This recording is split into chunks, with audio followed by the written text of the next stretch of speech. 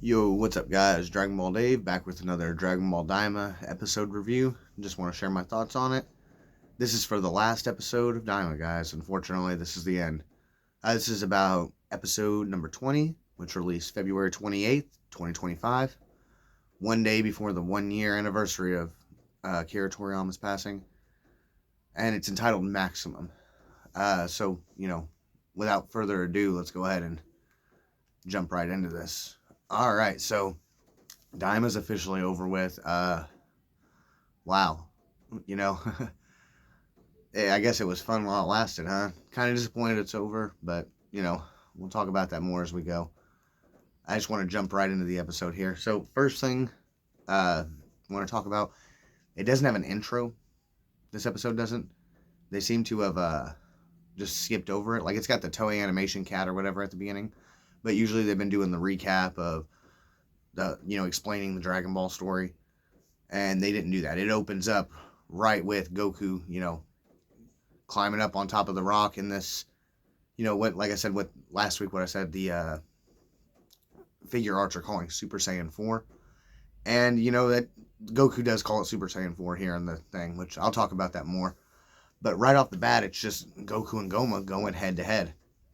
And Daima's biggest, greatness, the best thing about it was its animation. Its animation is insane. Even on crappy episodes, it just looks good. It just looks really good. Now, don't get me wrong, it's pretty colorful sometimes at certain points, and I was like, I'm not too big on, I liked Power Rangers a lot when I was a kid, but not as much anymore with the flashy colors as much. But that is Dragon Ball. And like I said, it's pretty much great. Now, something that was kind of interesting was last week I talked about how Vegeta, when he was fighting Goma, it didn't really seem like he was, like Goma wasn't getting stronger anymore, but simply just rejuvenating or restoring himself, whether it's damage or as stamina. In this battle with Goku as a Super Saiyan 4, they're pretty much going toe-to-toe. Like, Goma didn't do anything to Super Saiyan 3 Vegeta until Vegeta burnt out, and even then, he didn't even knock Vegeta down. Vegeta went down on his own because he was gassed. And I think that's is that showing us how small the gap between Super Saiyan 4 Goku and Super Saiyan 3 Vegeta is? Or, is Goku that weakened? Now, don't get me wrong, Goku does not get anything happen to him by Goma. He's pretty much totally in control. But like I said, we see Goma get bigger again, and he didn't do that with Vegeta anymore once he went Super Saiyan 3. And I thought that was kind of weird. But, they do have, like I said, it's an awesome battle, and Goma's using all types of magic blasts, and Goku's just jumping around, fighting him. And then Goma does something where he makes his wand that he always carries around when he was little before he got the third eye. And he just, has all these attacks, these orb-looking things going at Goku. And like I said, man, it really seems like Vegeta dominated better than Goku did. But ultimately, Goku is still destroying him. Like I said, you see it maybe like 2 or 3 times where Goma really gets a hit, but Goku, it doesn't even hurt him, and he punches right back and sends Goma flying. And, of course, Goma's face is awesome every time when he does that. But then we get a little bit of a power-up. Goku's chest buffs up, and he, boom, attacks Goma again. And, that was also pretty awesome to see. Like I said, it's very action-packed right here in this episode, right at the beginning. And Goku pretty much, he overwhelms Goma, but then Goma just keeps getting bigger and is able to, because of the eye, and is able to blow him back a little bit. He blows Goku back, and Goku is definitely out of breath. Now, I don't know if he's out of breath from the Super Saiyan 4 thing or just the battle. Or, well, I mean, it's probably both, but they continue to battle, and like I said, they collide, and like I said, man, it's just a little bit more equal with Goma and Goku than it was against Vegeta and Goma. And it's really weird because, like I said, it almost seemed like Goma stopped powering up against Vegeta, but just kept restoring himself. Like maybe the eye decided this power is enough to beat him because we don't need to get stronger to beat him. Which, I guess that's cool, whatever. But, we also have another cool scene where somehow Goma and Goku, like, they wind up in another realm. And I don't even know what the heck they did. I've been saying over and over that this Daima is like a 40th anniversary thing. I'm actually wrong about that. I mentioned the Akio Yoku interview, which I'll talk about that a little bit more, but it's not a 40th anniversary thing. That's just coincidence. That's just coincidence how it came. Now, don't get me wrong. They probably still did stuff for that. Like I said, the Goku and Goma thing, it reminded me of Broly and Gogeta when they smashed into the realms and stuff in Dragon Ball Super Broly. But like I said, it's not technically a 40th anniversary series. Now, I'll talk more about that in a little bit at the end of the video, because we'll go over that interview a little bit better than what I did last time. But like I said, the fight just continues, though. Even when they go into the realm thing, Goku is still pretty much, in control.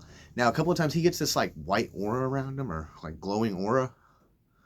And it's, like, pretty cool, I seen some people saying, like, maybe they thought that was a powered-up state of the Super Saiyan 4 he's in. I don't know if I agree with that totally, but, I think he's just using more power, just let out a little boom. But then Goku puts his hand up like he's going to summon the Dragon Fist, and it's going to be awesome. And he doesn't. He charges up for a Kamehameha Wave. Now, this was actually awesome. Do not get me wrong. This is actually fantastic. Just charging up is enough to knock Goma back. And then when he goes and actually goes to fire it, Goma uses the third eye. And it seems like the third eye is actually trying to, beat Goku here. But ultimately, Goku is just too much. Like I said, he powers up, and his energy is too much for any of Goma's, like, magic eye tricks, any of this. And they said, well, you get a cool shot right before he does this Kamehameha Wave of him just kind of standing there with the aura around him, that glowing aura. And, he looks awesome. He looks awesome. So, I guess this is supposed to be like his full power. Remember, like I said, it's not a 40th anniversary thing, but it is kind of. And it is definitely inspired off of GT. And, I mean, the episode's called Maximum. This is a big deal. But Goma sends this giant blast, and it almost looks like, I guess it doesn't really look like Beerus and Goku when they did their thing. But it's this awesome blast, and Goku shoots it. And, there's a little bit of a beam struggle at first, because Goma's using more and more power from the eye. But as soon as Goku kicks it into overdrive, man, he blows Goma away. And this was crazy, because not only does he blow a hole in, which it's actually weird, he only blows a hole in him. Vegeta eradicated his whole body with the Final Flash. But Goma only gets a hole blown in him for Goku. But Goku doesn't stop there, because that Kamehameha Wave, even though it only blows a hole through Goma, because it's concentrated, it actually goes all the way through, cracks the first demon world, into the second demon world. You see Tamagami 2 standing there. And then into the third demon world. You see Tamagami 3 standing there. So Goku literally blew a hole through the demon worlds. And you see it, it's like 100% fact here, because not only do you see this stuff, you actually see the water from the second demon world start pouring in to the first demon world. Because remember, the second demon world is all like, the whole area is like water. That's where the Krakens live and stuff. But anyways, crazy Kamehameha Wave. Arguably the coolest thing we've ever seen with a Kamehameha Wave. In Dragon Ball Super, Kefla and Goku had an awesome little thing where Goku's Kamehameha Wave was great. Against Cell the first time, that instant transmission Kamehameha Wave was great. But this was just out of this world awesome. And like I said, you see little blue sparkles on Goku's fingers from like the energy that's still flickered there. And it was just truly fantastic. I think it was like, wow, man. And this is all just the first half of the episode. Like I said, it does knock Goma down. And if you remember last week, Piccolo made the plan that when Goma was off guard, he was going to hit him in the back of the head 3 times. And for some reason, he does 3 random little, he does a kick and then a chop. And he does them so slow that Goma just slaps him. And I don't know if Goku's out of breath now or gassed, because Goku looks like he's distraught about this. And Goma realizes what they were doing, because the eye kind of twitches a little bit, like it wants to leave. And Goma's like, okay, I won't let nobody remove this. I won't let that happen. I won't let that happen. And he powers up. And it, obviously it heals his damage. But then it also starts just destroying everything. And Rinsu thinks, like, maybe there could be more hints in the book. I got to figure something out, because at this point, like, he's not going to let us just smack him in the head 3 times. Everybody kind of charges up, but in order to keep everyone away from him, he literally shoots a beam around the arena thing that he made, and it causes this circle thing that just blows everybody every which way. Goku's the only one who doesn't really get like tossed around because he's in the Super Saiyan 4 thing. But it's literally, like I said, just blowing everybody around everywhere. And, it kind of shows like darkness closing in on everybody, which is just Goma's hole in his head, or his chest closing up. Because it's showing that with this eye, even if you can outpower him, you can't outpower him. He'll just rejuvenate and be back to good. And then he's got just hacks and abilities. And Goku, like I said, is apparently out of stamina. But while this is all going on, Majin Ku is carrying the book still, and he's just, floating around like, getting blown away by the aura. But he actually gets blown right by the back of Goma's head. So he smacks Goma in the head 3 times with the fucking book, Archive 37, whatever the book was. And the third eye pops out. Oh, yeah, it was crazy. I was like, what the heck? Goma, as the third eye pops out, Goma instantly returns to just a normal little Goma. And it actually knocks him out, I think, because he's too tired from it. But the eye falls right by Glorio's foot. Glorio goes ahead and just stomps on it. And you see little magic disperse. And I thought that was really stupid. Like, what? They just destroyed the evil eye that way? That was weird to me. But whatever, I'm a hater. Goma's returned to his, normal size and everything. So he doesn't look like Jiren anymore. But everybody's happy. Everybody's kind of like, hey, we did it. We won. Pansy thanks Glorio. And Majin Ku's like, yeah, I was the one who saved the day. And he kind of is full of himself a little bit. But, he's cool. It's an interesting little thing. Ku's like, why can't I finish things? And, they're like, nah, it's great. You were amazing. You did it. And everybody's giving him props. King Kadon. And then we have a little scene with Majin Ku and the lady from Universe 3. I don't know what her name is. She's like a warrior or whatever. And she seems to, they kind of like are buddy palling around or whatever. But we didn't see much out of her. And she looked like she was going to be a bigger deal.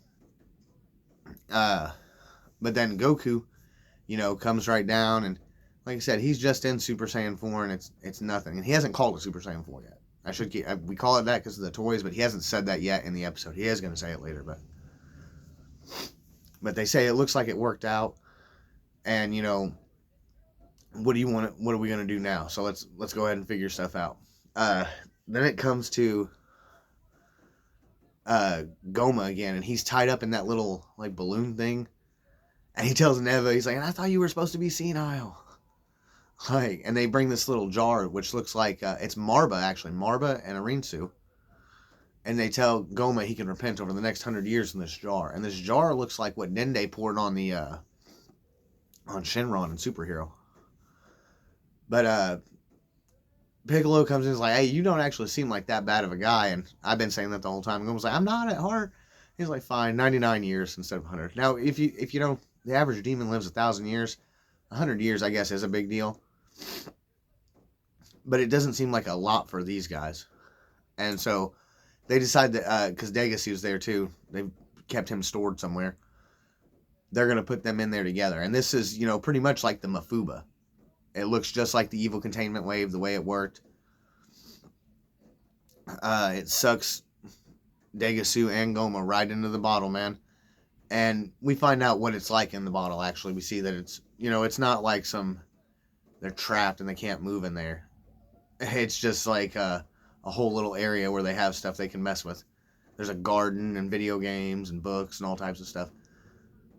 But Degasu's all like, come on, Goma, how are we going to get out of here? And Arinsu says that they're out of the picture. Who will be the next Supreme Demon King?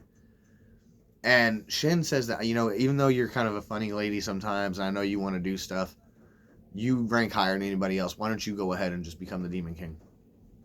And Goku's smiling like, I ain't worried about anything you do, lady. But she says no, she don't want to be the Demon King anymore because she needs to get the Dragon Balls first and become all-powerful. Because if not, somebody will just bump her out of the way. But she does say that her ambitions haven't changed one bit. She still wants a terrible demon realm. Well then, Neva comes up. He just kind of interjects. And he says, usually the one who defeated the previous Supreme Demon King is the one who becomes the Demon King. And Ku just goes right along with it. He's like, yep, I'm the new Demon King. Is the first in line to succeed them. Yeah, it's really funny. Because he's like, oh, yeah, that makes me the man. And instantly Majin Ku starts delegating stuff. He makes Marba a minister. He makes Arinsu a minister. Or Arinsu's his VP, the vice president of the demon realm, vice demon, great demon king. I don't know. But it's a funny little thing right there. And Ku, like I said, he tries to just give everybody little spots, and he makes a cape appear on him, like how Dabura and Abura had, and even Goma actually. So I guess that is the Demon King cape. And it was neat. He basically is letting Arinsu know that I still work for you in a sense, but he said that I'm just a much better judge of character than you think. And he tells her that you're not bad at all. And this is kind of something that, like, even though she says her ambitions hasn't changed, you can see these guys are not villains. These guys are far from villains. But he makes Majin Do a minister, Marba, Neva, everybody will be ministers. Now, I don't understand exactly what that's supposed to mean in that hierarchy like that, but basically, Glorio becomes one, Kadan, tons of people. Hybis is the only one who actually volunteers for it and wants it. King Kadan actually was like, me? He's like, yeah, you're the third Demon King. Why wouldn't you be a minister too? He's like, but I'm a Majin from the third demon world. I don't even know what that stuff is. And it's kind of funny because it's like, wow, what the third demon world was really like the rundown bottom of the barrel stuff, like they call me king, but I'm not actually a king. That, I don't know, it's funny. But Ku then comes up and says, is there anyone else out of your guys' crew? Like I said, Hybis says yes to being a minister, but Goku's like, nah, we're ready to go home. Like, it's over with. Daima's had its time, And so they just kind of wrap up with them, and everybody says, their goodbyes. And then, this is one of those things where you can see that they are wrapping it up. They are wrapping it up. Goma and Degasu are defeated. Ku and Du are stopped. The Tamagamis, every plot point that they kind of uncovered in here, they have actually wrapped it up. Now, they still left a lot of unanswered questions about the history of stuff, Still wondering how the hell Boo got out of the demon realm. But, other than that, it kind of ends on a happy note with, Ku and Arinsu saying they're going to make the demon world scary, but a good place to live. And so, that's kind of cool. Piccolo says the new Ku Daimao, and says no objections here. And I think that's kind of neat because he was, the Demon King back in the day, so he's just kind of thinking that way, I guess. But then it flows through the tunnel, or the hole that Goku made, and it goes all the way back to, it just basically jumps scenes to Demon World 3. Pansy's giving Bulma that Modulite, and we're hoping that's going to come back into play in some way. I'm not sure how. Ku and Du have giant things of chocolate chip cookies, and Shin says he can't eat, but he'd like to try them sometime. And, there's actually a couple little things here to talk about. Okay, so, like I said, she has the Modulite, and she says that, Pansy has the Modulite, she gives it to Bulma, and she says that they stole it from Goma's secret vault. So that's interesting, Well, then we go over to Goku and Vegeta says, pretty much what I was thinking, like, I still think I could have won. And Goku's like, oh, you're still on that? And Vegeta gets mad at Goku as Goku smiles, and he's like, you were keeping that transformation a secret from me. And this is where Goku says, you mean Super Saiyan 4? And officially calls it Super Saiyan 4 in the series. But this is another interesting thing. He says, Boo was really strong, so I trained a lot after fighting him. I wasn't sure if it would work, though. And I've asked a translator about this even, because it was like, Vegeta says a Super Saiyan bargain sale, and, Goku's like, oh, you turned into Super Saiyan 3 too, and he's like, shut up, that transformation was, Ultra Vegeta 1, which I thought was really funny. But, this is one of those things where it was like, we watched Neva give Goku this power, it seemed, but Goku's comments implied that he was actually training to get this form. Now, he says he wasn't sure if it would work, and, I don't to me, that the way that's worded, like I said, I asked somebody on a translator about this a little bit, and they said, I wondered if he was saying like possible instead of work, because like he knew there was something beyond it, but maybe he hadn't got to it yet, and Neva kind of pushed him to that. That made sense, but the translator said that no, possible doesn't actually capture it accurately. The way it's subbed is the best. So because of that, I'm kind of conflicted on whether or not Neva gave Goku the power, or if Goku knew it was on the horizon and he just he tapped into it before, or he knew how to do it and just Neva didn't, Neva just gave him a little bit of a boost. Like, because for example, Goku knew how to do Super Saiyan 3, but he makes tons of little comments throughout Daima about just not being ready yet, or I'm not strong enough for this yet, talking about the Krakens. When Tamagami 2 swims with the Krakens, and Goku's strong enough to beat Tamagami 2. So I think it's one of those things. Actually, when he first went Super Saiyan 3 too, he says, I guess I got no choice. So it's like he was kind of keeping it in store, like he didn't want to use it. And so I wonder if that's the case too. Vegeta definitely makes it seem like he was hiding it from him. And then he's like, yeah, but it's a super, because, Vegeta's like, it's a Super Saiyan bargain. So he's like, yeah, but even you got Super Saiyan 3. And, I'm still kind of conflicted on that. I don't know if Goku did it himself or if Neva did, because Goku did do it himself the second time. There's no leftover magic from Neva. That's all fan headcanon. But, it was just still really weird the way that kind of went down. I was like, it didn't make a lot of sense to me. He already knew how to do it and was hiding it. I don't know. And then was it the first time he ever did it? I don't know. I don't know. It's one of those things. It was a little bit weird, but it wasn't a big deal. Anyways, then on to, like I said, I wasn't fond of calling it Super Saiyan 4, and I'm telling you now because it debuted in Awakened and Maximum, the episode titles. I am definitely going to call it like Awakened or Maximum Super Saiyan 4. I've seen people call it Toriyama Super Saiyan 4 or Daima Super Saiyan 4, or the troll name Canon Super Saiyan 4, which is so dumb. But which I'll talk about Canon in a little bit, and why that's nonsense and we shouldn't even trip on that. But we'll get to that in a second. Dende and Neva are talking to Piccolo, and Neva's like, do you guys want to come back here and just stay in the demon realm? And Dende's like, no, I got my duties on Earth. And Piccolo's like, yeah, I just, I'm basically an Earthling now. That's pretty much Piccolo's response. But they talk about how there's still a lot of nomad Namekians because they lost their planet. And this was interesting because even though they did lose their planet, they found a new planet. Frieza blew it up and then got another new planet. So, I don't know. I guess if you count like Dende and if you count like Monaito and Dragon Ball Super, you can see other Namekians that are, kind of basically, they are kind of nomads. They're out doing their own thing. But Dende says that they'll go ahead and tell all them, and they'll probably welcome the idea of coming back. And Dende said that they probably will like to come back, and Neva will be happy just to see him. He said I look forward to it. Everybody then thanks Goku, and they say because you busted a hole through the demon world like that, the air in the Demon World 3 isn't as heavy anymore. It's like leaking out a little. It's aired out a little bit, and so that's kind of cool or whatever. And then that's pretty much it. They all get in their ship, and for some reason Pansy's going with them. I don't know why. Well, I guess Bulma said she was going to trade her for something. Capsule Corps, capsule pods or whatever. Hoi Poi capsules, whatever they're called. So I guess that makes sense that Pansy did go with them.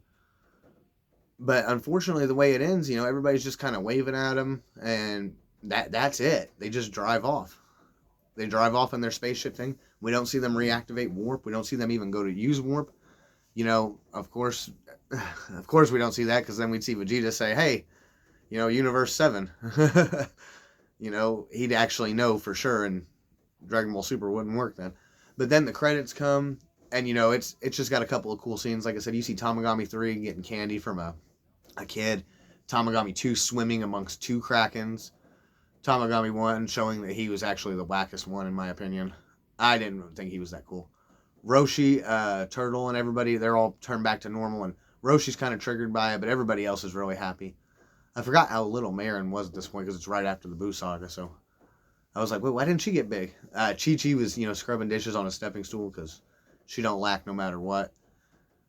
Popo don't have his little stuff on no more, and Kibito, he's fully, as an adult, like, returned. That tells you there, too, man, like, that Dragon Ball Super stuff is dead, guys. It's dead, and I'll talk about that in a minute. But another scene it shows inside the little bottle, and you got Degasu playing cards, Goma sitting there bored. Like, so, they're just kind of basically, they have video games and everything, actually. So, yeah, they're just kind of chilling, I guess. It's basically a vacation, unpaid. But that, and then this is where the intro is actually playing during these credits. But then, after the credits are all done, it goes to the Daima crew again, and Goku tells Glorio, he's hey, Gliro. And Glorio's like, whatever, what? He said, Goku says, you remember we bought the Medibugs? Can we stop by there again? And he's like, yeah, I guess, if you really want to. And Goku mentions that they've been running low on Senzu beans, so a bunch of those raw bugs would be good for him. And Bulma, at the time of them talking about this, is just kind of like, man, I'm getting old again. And, she's an adult now, and she's not old, but she's like, I'll be old before long. But they go back to the shop with the auntie and uncle, the shop owners, and they see that, Majin Ku has defeated Goma and Degasu, and that they're, it's on the newspaper, like they said, they can see that, Ku is the new Demon King. And the lady, auntie, whatever her name was, she recognizes Goku and Shin. She's like, whoa, you've really grown up. And she asks, was that a side effect of the Medibugs? Which means, she probably doesn't use them or know much about them. She just sells shit. And, Goku's like, hey, I need to get some more of them. And that wasn't it. Bulma sees all the little shiny jewels or whatever. And she's like, oh, cool, but they're bugs. And then the lady, auntie, says that, Medibugs do work. Aichi bugs will heal burns. Butte bugs will make your skin supple. And Bulma's like, Butte bugs do what? And she's like, eat one and it'll de-age your skin for 10 years. So Bulma's sold right there. She's like, I'll buy the whole thing. So she goes to buy the whole thing. And then Pansy's just looking around at all the random things in here. And she finds an old jar kind of stuffed to the back with dirt all over it because no one has touched it in so long. And inside it are two evil eyes. And she says, oh yeah, they're called Tertian Oculus's evil third eyes. If you place one on your forehead, it'll give you a tremendous strength. Like it's nothing. And she said she had 3 of them, but they're suspicious and pricey, so only managed to sell one long ago. And this was like, what the heck? She says, if you want one, I'll give you a discount. And the eye rolls over and looks at them, and that is where Daima ends. It pops up the end with Goku and Goma's little face, and that is the end all be all of it. Wild.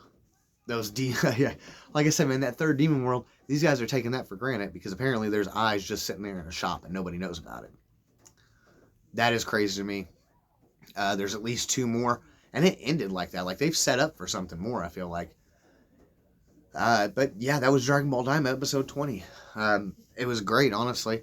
Animation was great. A little disappointed with that ending. I was kind of actually very disappointed with the ending. Stepping on the eye was dumb. The revelation of 2 more eyes, while that sets up for something maybe better, I kind of think that was weird too. It was like, what? There's 2 more eyes? So it's not just some... And this is supposed to be a legendary, formidable item. Like, all you got to do is go to the third demon world. You guys are not exploring stuff good. But, it's cool, I guess. But that's all there is to it. That's Dragon Ball Daima. Now, briefly, I want to talk about that interview with Akio Yoku. What he talked about. He said that, Daima, I've been saying it's a 40-year anniversary thing, and that it was apparently just kind of coincidence the way that kind of launched like that. Because they've been working on it for so long, back since 2019, arguably. 6 years worth of production. And so I think, calling it a 40-year anniversary thing has been wrong, I guess. But it is kind of its own thing, I guess. Now, if you were still thinking that it connects to Dragon Ball Super, I think at this point you're kind of like lost. It really can't work. Goku can use Super Saiyan 4 on his own. Shin and Kibito are defused. And, as a matter of fact, Kibito's color even shows that he's, that is manga Kibito. That's why his skin is that color. In the anime and in Kai and in the DBS manga and anime, his skin is pink. Just like in the, or red or whatever the hell color it is.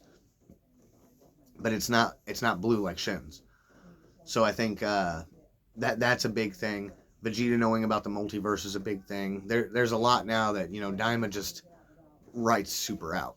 And Ioku talks about that in that interview, like I said. Oh, excuse me, sorry. He makes it clear that it kind of just takes place after the Majin Buu arc. And, this is one of those things where I feel like, whether it was a video game, whether it was, no matter what they put out, if it was GT, if it was Super, if it was a video game, no matter what they put out, it's a sequel to the original Dragon Ball story, whatever that is. The manga or the anime, it doesn't matter which one you use, because they're going to give little homages and callbacks all over. But that's really what it is. I'm actually probably going to make a video on why Daima just cannot work with Super, and why they have to be looked at as separate continuities. Now, I mentioned earlier we were going to talk about canon, and I'm not going to dwell too long on this, but you guys got to understand, man, canon is a subjective thing. It is subjective. It's not like a supreme defining gospel. And the reason I say that is because if you're Jewish, you got your Jewish Bible. If you're a Christian, we'll say a Baptist or a Catholic, even it don't matter. You got your Old Testament and your New Testament, your whole Bible. You know what I'm saying? If you're Jewish, you don't think that New Testament belongs there. It don't matter if it's a Baptist or a Catholic that's reading it to you. It don't matter. That's not canon. That's how you're going to perceive it. Now, if you were a Mormon, you would think that not only is the New Testament canon of the Old Testament, you would also say that the Book of Mormon is canon. And so that's something that it's about what you believe and your own personal preference. You want a headcanon that everything fits together somehow and it goes, Dragon Ball Z, Dragon Ball Daima, Super, GT, and it's just a bunch of plot holes because that's what Dragon Ball does. That's your choice. That's fine. But as far as continuity goes, because continuity is not the same as canon. Continuity can just show that, it's separate from this. And continuity wise, this is definitely, a branch off of Toriyama's Dragon Ball manga. And it's, it pretty much has no tie to Dragon Ball Super. Now, there were tons of little Dragon Ball Super references in it. Like I said, I'm going to make a video actually talking about that. Everything that Daima used from DBS, which is kind of like why we're going with that 40th anniversary thing. Even though Akio says it's not, they still did stuff. Now, Daima did have a couple of production things that I thought were a little funky. We have a couple of episodes where there was like a glitch in the scene, or it seemed like the scene shifted. The last time, Goku went to see Warp before he was shut down, Shin made his ears small and did talked to Warp, and they asked who they were and where they were going to Little Warp. And originally it's Big Warp they do that too, and it was kind of a weird scene. I don't know. I think it was in like episode 11 or 12. I don't remember exactly. It was in episode 10 or 11.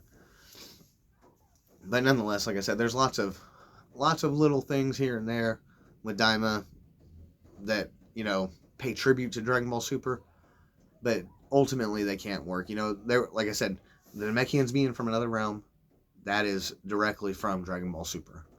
The Kaioshin designs that they used are all from Dragon Ball Super. There was a few more too. There was a few more little references. Not, like I said, I'll make a video of it, going over all of it and kind of breaking down. Hopefully by then I'll get some pictures in my videos. I know they're terrible. If you've actually watched all these videos, you're a trooper. But yeah, that's pretty much it. Oh yeah, last thing. We didn't find out about the red katakanas in every Dragon Ball Daima episode. The red letter, the red character, I guess you should say, is a katakana, and it's supposed to give us a message. No one has deciphered it. No one has told me nothing. Translators haven't said nothing. No one's rearranged it. I have not myself tried to go through and, remove all the red katakana and then use the remaining letters and see if there's anything there. But I don't speak Japanese anyway, so I'm kind of just like feeling around in the dark trying to figure it out. If somebody does know anything about that, it'd be awesome if you kind of linked it. Let me know, or just, drop a comment. That's pretty much it though, guys. Like I said, I haven't watched any dubbed episodes yet, so I'm gonna watch Dragon Ball Daima dubbed now, just so I have something to look forward to. I think we're on episode 8 or 9. Yeah, we're gonna be on episode 9 this week, So, we do technically still have 11 more weeks of Daima with the dub, and that's 11 weeks of Dragon Ball coming out and being, promoted or whatever, or distributed, whatever you want. It's out there for us to get. So it'll hopefully, hold us over until something big comes in and is announced. Like I said, at this point, Dragon Ball Daima, the way this was, it was like it was too long to be a movie, but too short to be a full TV show. But great as a season 1 of something. Season 1, 20 episodes. And that's great. If you have Daima season 2, like that could actually be awesome. 20 episode seasons are good seasons. I don't care who says what. Now, don't get me wrong, there were a few slow episodes, and hopefully they can get away from that a little bit, but, I'm very eager to see where the future of Dragon Ball goes. And, Akio Yoko, I'm going to link that interview and stuff, because, or I'll eventually talk about that interview, and, in a video of its own, because at this point, we don't know where Dragon Ball is headed. We don't know where Dragon Ball is headed.